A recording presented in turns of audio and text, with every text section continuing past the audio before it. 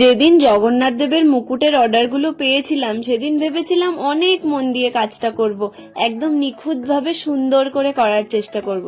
কিন্তু তখনও আমি ভাবতে পারিনি যে আমি এই কাজে মনই বসাতে পারবো না, আর মুকুটগুলো এই রকম অবস্থা হবে। শুরুর দিকে সবটা ঠিকঠাকই চলছিল। পেস্টিং পেপার, মেজারমেন্ট টেপ, কাইচি আর স্কেল নিয়ে জগন্নাথ দেবকে স্মরণ করে বসে পড়েছিলাম তার মুকুটের ডিজাইন বানাতে। এবছর রথে অনেক প্ল্যান ছিল, অনেক কিছু করব, ভগবানের রথ টানবো, অনেক নতুন নতুন জামা কাপড় কিনেছিলাম রথ টানার জন্য, কিন্তু শেষমেশ সেটা হলো না। পরিবারের উপর আপাতত একটা বিপদের ছায়া চলছে, জানি না ভগবানের কি ইচ্ছে, সে হয়তো আমার পরীক্ষা নিচ্ছে, আমাদের সবার পরীক্ষা নিচ্ছে। তবে আমি এটাও জানি যে এই পরীক্ষা থেকে কিন্তু আমরা তার আশীর্বাদেই ভালোভাবে উত্তীর্ণ হতে পারবো। এই যে মুকুটগুলো আমি এখন বানাচ্ছি, এই অর্ডারটা ছিল ব্রততী দিদির।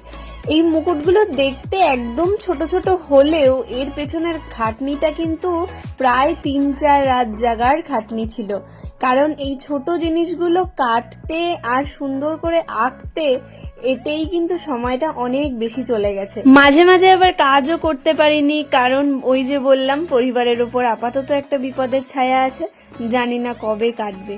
ঠিকঠাক করে যখন এই মুকুটগুলো আমি শুরু করলাম তখন ভেবেছিলাম হয়তো সুন্দর হবে, কিন্তু এই মুকুটগুলো আমি বানানোর পর যখন ব্রত দিদিকে ডেলিভারি দিলাম তখন জানতে পারলাম যে সুভদ্রা মায়ের মুকুটটা ছাড়া আর কোনো মুকুটই কিন্তু জগন্নাথ বা বলরামের মাথায় হয়নি।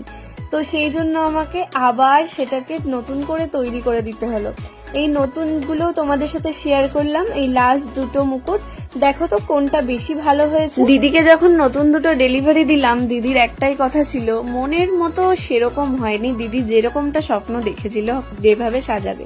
তবে এই ভুলটা কিন্তু দিদির নয়, এটা সম্পূর্ণরূপে আমার ভুল, কেননা আমি দিদির কাছ থেকে ঠিকঠাক ব্রিফ নিতে পারিনি। আসলে কাজে মন বসাতে পারছিলাম না, তো সেই জন্যই বোধহয় ভগবান এই শাস্তিটা দিল। যাই হোক, এরপর থেকে তোমরা যদি কেউ কখনো আমার কাছে মুকুটের অর্ডার করো অবশ্যই কিন্তু ব্রিফ করে দিও যে তোমরা ঠিক কিরকম ধরনের মুকুট চাইছো, কি ডিজাইনের চাইছো, তাহলে আমার কাজ করতেও সুবিধা হবে আর তোমাদের মনের মতন মুকুটও আমি তোমাদেরকে উপহার দিতে পারবো।